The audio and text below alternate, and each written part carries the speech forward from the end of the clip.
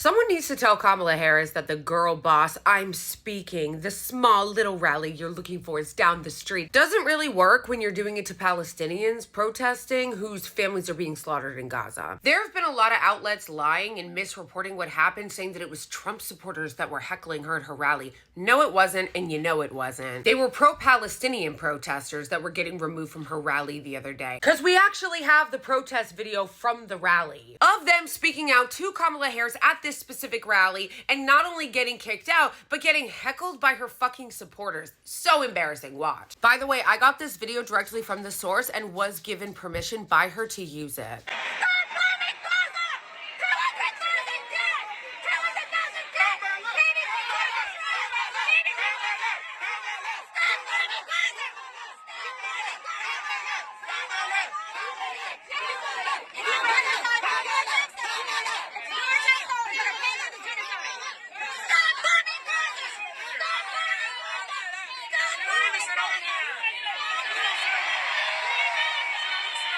That's the moment where she made the comment, Kamala Harris, for them to go down the street.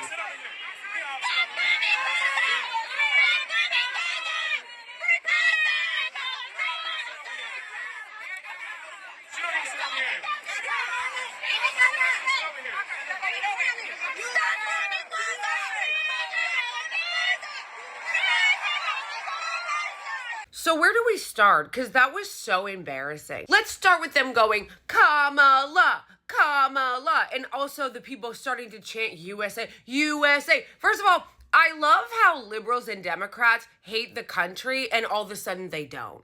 Okay? It's always fuck the United States. Now, all of a sudden, that Kamala Harris is running, all of a sudden it's USA, USA. Like, since the fuck when? Second of all, I'm always going to point out what a pathetic simp for power you are if you're the type of person that's going to shut down a protester because you're trying to protect the powerful. Like, I really want you to think about this for a second. It is so embarrassing to be such a bootlicker for power that you see someone protesting the genocide of their people to a politician who is asking to become the leader of the country, and the response to the people around is to start drowning her out by screaming Kamala and chanting Kamala. You're embarrassing. If you're the type of person that is going to shout down a protester like that to protect the person in power, you're fucking pathetic. And if you listen during that entire exchange, you hear the moment where she goes, oh, go to the rally down the street, and everybody cheers. And then people after that tried to imply that it was a Trump supporter. Does she look like a Trump supporter to you? Does she sound like a Trump supporter to you? No, they lied because they knew afterwards how bad it looked, so they wanted to try to say it's Trump supporters. But we know you're lying. We got you on candid camera now. It's amazing how some of you were all,